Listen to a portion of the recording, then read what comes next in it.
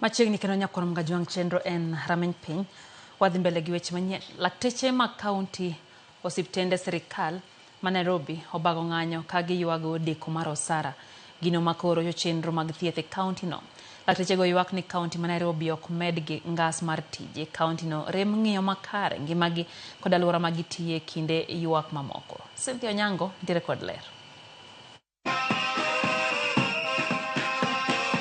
Bang' koth duong'o boma ma Nairobi otieno tulu, e chuny boma ma Nairobi mong'ere kaka Central Business District kata CBD, lakteche, koti marachar kod othothorio. To nikech ang'o?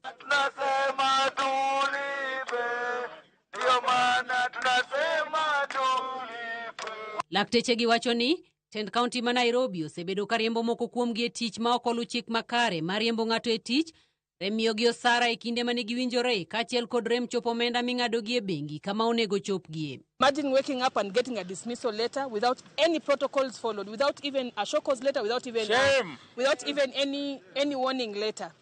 And then we have issues of promotions. Doctors were meant to be promoted since 2023. There was a budget for the same. Unfortunately, that has not happened, and we are in 2025. We are being told to wait for the next financial year, which is 2026-2027. How are we meant to survive? With the inflation of everything around us, now we have SHA, we have house levy, we have everything. Our salaries are being deducted left, right, and center. Bende, iwacho ni kata obedo ni ng'anyo mar lakteche kao kinde, ok gibiro weyo ng'anyo margi nyaka chop tend kaunti ma Nairobi winj ywak margi kendo ket ywakgi e tim. Sometimes they think we are joking.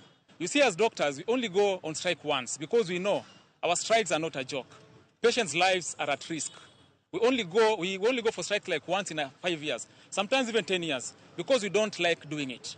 So please, Nairobi County government, we are glad that at last you've taken the seriousness of cleaning garbage in this city. But you're forgetting one serious garbage, the garbage of not taking healthcare seriously. Magi duto timore e kinde ma jochiw thieth e bwo riwruok mar clinical officers bende nitiere ng'anyo jumbgi mar adek, gino maketo ngima oganda matuo mamanyo thieth e osiptende mag piny owacho e andaki. Cynthia Onyango, Ramogi TV, Nairobi. Mwandu manego gi pok oyangi okethore kokalo e kodh yamo e kar ohala ma Nyandiwa.